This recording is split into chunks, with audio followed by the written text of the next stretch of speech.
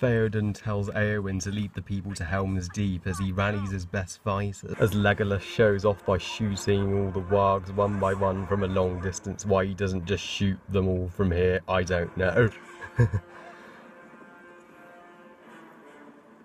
Did you know that that shot of Legolas jumping onto the horse was entirely digital? Because sadly Orlando Bloom broke his rib falling off a horse, so basically has become a big video game character, kind of like Mario. So the Rohan and the wargs clash together. Now I know this scene was not in the books. Peter Jackson added this into the film because of the lack of things the wargs did in the book, which is great because the wargs were underused in the book, and this is a kick-ass battle scene, so what's not to like? And this is of course the battle where Legolas and Gimli start having a competition of who can kill the most bad guy. Oh, is Gimli gonna get this one? Oh, strike one, Legolas. Sorry, Gimli. Fuck Bob, you! But just as victory seems near for the Rohan, Aragorn gets caught up in a tussle with one of the warg riders and sadly tumbles over the cliff with it. And in the aftermath, Legolas and Gimli look for Aragorn and come across the orc who tells them the news. Oh, he was Viggo Mortensen. I just wanted his autograph. I can see why people are probably getting sick of all these fake out deaths in these movies. I mean, first Gandalf, then Merry and Pippin, now Aragorn. And of course, we know he's gonna survive because they kind of killed the tension in the trailer. And the Return of the King posters have Aragorn all over them. But I will give it this, it gives Aragorn a great way to see the approaching Uruk-hai army. So as Éowyn and the people at Rohan arrive at Helm's Deep, Theoden, Legolas and Gimli arrive shortly afterwards, and Éowyn seems concerned where Aragorn is. Lord Aragorn, where is he? Fell. Yeah, it's really sad that Éowyn doesn't know Aragorn doesn't love her when she clearly does, because Aragorn's already with Arwen. But it turns out Helm's Deep is not as safe as they thought it was. It has one weakness, a gap between the wall. So essentially the exhaust port from the Death Star. Yeah, Theoden, you might want to patch that up. And even worse, Saruman has successfully designed gunpowder to blow the wall to smithereens. Can you imagine what would have happened if Saruman hadn't have stopped Wormtongue from putting the torch to the gunpowder in time? How could fire reduce what device? Wait, stop. Anyway, Saruman shows off to Wormtongue his seemingly unstoppable 10,000 strong Uruk-hai army. A new power is rising. Its victory is at hand. Hail Saruman! The landlord of Rohan march to Helm's Deep. Leave none alive. There will be no door. So as the Uruk-hai army wakes their way to destroy the people of Rohan, Merry, Pippin and Treebeard, who just happen to be passing by Isengard, happen to see Saruman's Uruk army. Meanwhile, Elrond tells Arwen that it's time for her to leave for the Grey Havens with the other elves, as the elves are preparing to leave Middle-earth.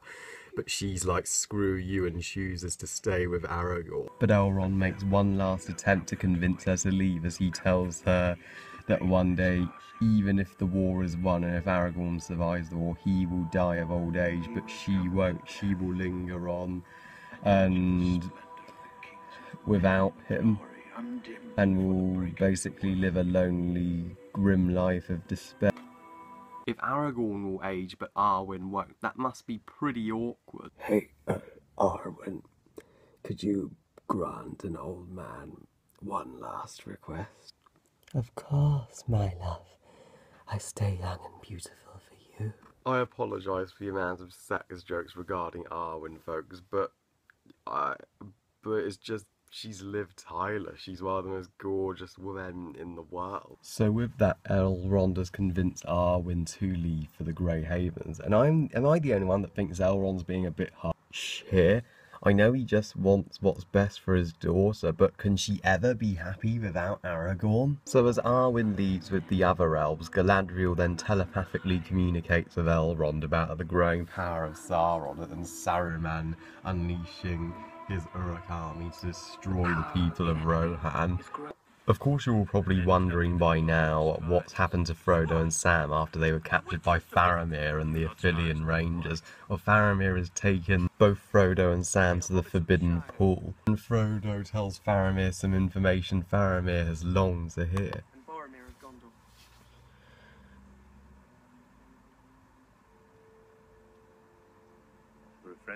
That's right, guys. Faramir is Boromir's brother. What a twist! But Faramir explains to Frodo that Boromir is dead. And before long we see Gollum in the Forbidden Pool, and to enter the Forbidden Pool pays the penalty of death, to which Frodo is determined to save Gollum from this fate.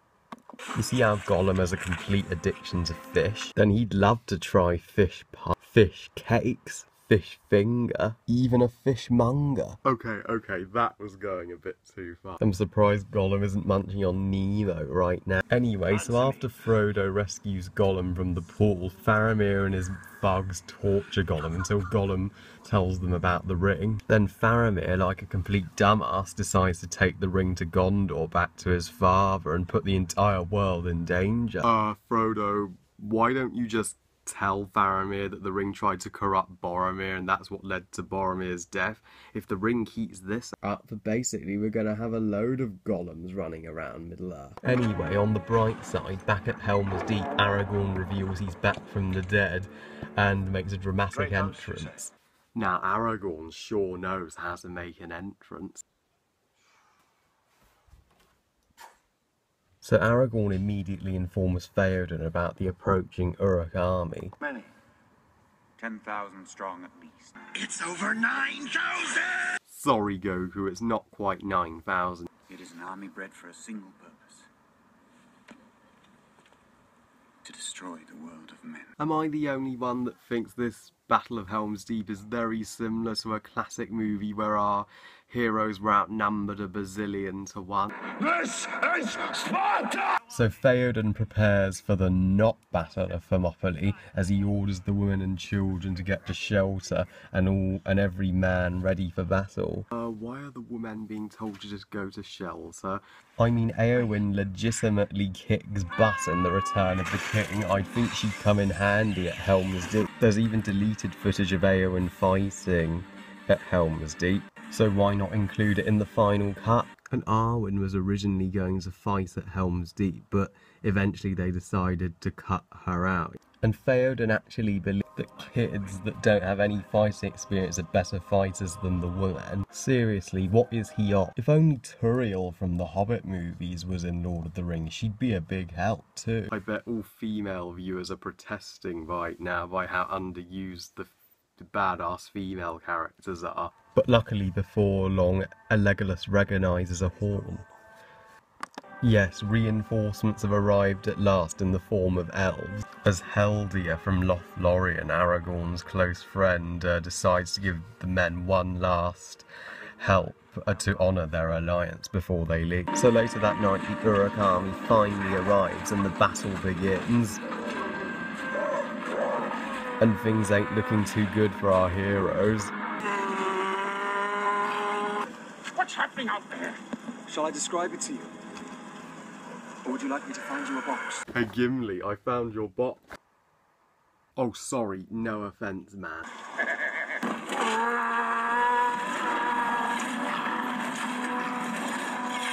Okay, do not fire until Aragorn says so. Why aren't they firing? Oops! Asshole! Oh, sorry.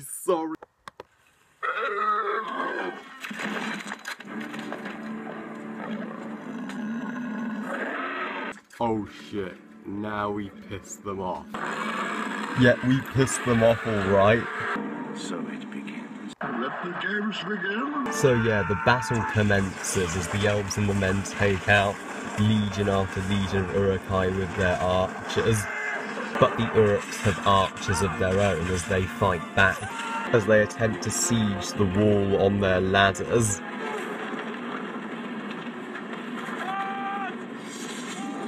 Now this is of course where Legolas and Gimli continue their rivalry. Ooh, right in the ball. Legolas! Towards enemy! I'm on 17! Ah! I have no point to yell outscoring me! Hey Legolas and Gimli, let me show you how it's done.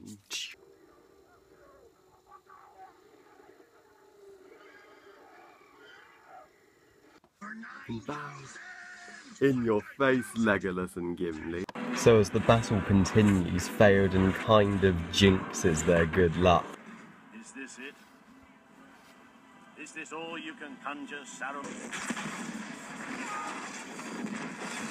Oh crap, I knew I should have patched up that hole in the wall. So yeah, with the wall breached, the Uruks make their way through, and Aragorn and the elves charge forward. Why they don't just stand there and shoot them all from a safe distance. And if Legolas couldn't get any more badass, he actually goes shield surfing.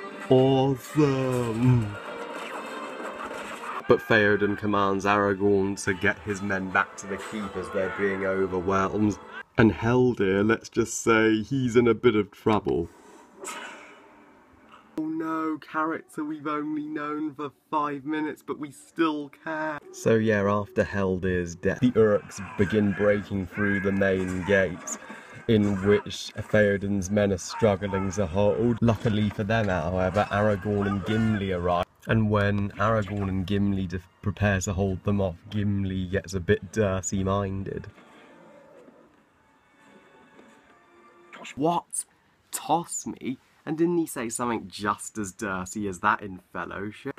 Nobody tosses a dwarf! Dirty dwarf. So Aragorn and Gimli hold off the Uruk-hai as best they can. But sadly it's not enough, as the Uruk-hai just overwhelm our heroes through sheer numbers, and Theoden orders all his men to fall back. And the next morning our heroes seem doomed as the Uruks are breaking in, and Theoden has completely lost all hope. In one last desperate attempt to beat the Uruks, Aragorn tells Theoden to ride out with him. Line me up. I've got my lightsaber ready. Now for wrath, now for ruin, and the Red Door! Now that's more like it, Theoden. So as Theoden and Aragorn clean house with the Uruks with complete ease, they're in for even more good luck as Gandalf finally arrives with the Rohirrim as reinforcements. Took a while. A couple minutes ago wouldn't have been so bad either. So yeah, Gandalf, Éomer and the Rohirrim charge down the mountain and basically use the power of the sun, I guess, to wipe out the Uruk. And the Rohan finally have victory over Saruman's armies. Meanwhile, back with Merry and Pippin and Treebeard, Tree discovers that most of his fellow trees have been slaughtered.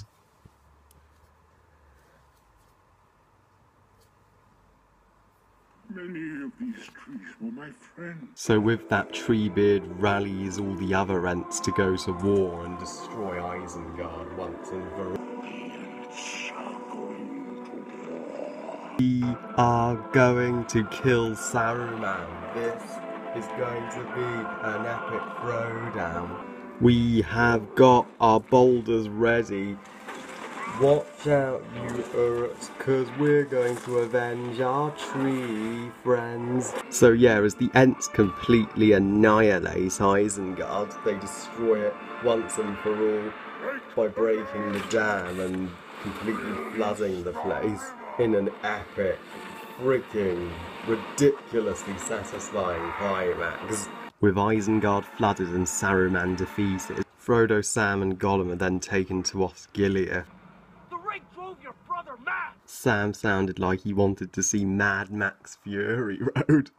But before Sam's obsession with Mad Max can be underway, a ring wraith attacks Osgiliath, searching for the ring. And get this, the ring has such a hold over Frodo by now that it actually makes him walk up to the ring wraith and offer the ring willingly.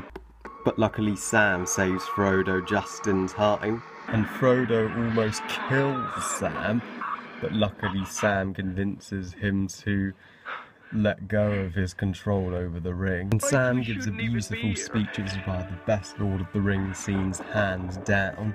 Sean Austin, you're the man. There's some good in this world, Mr. Frodo. And it's worth fighting for. Come on, Mr. Frodo, we got to go on and finish this story and then make it into 3 great movies.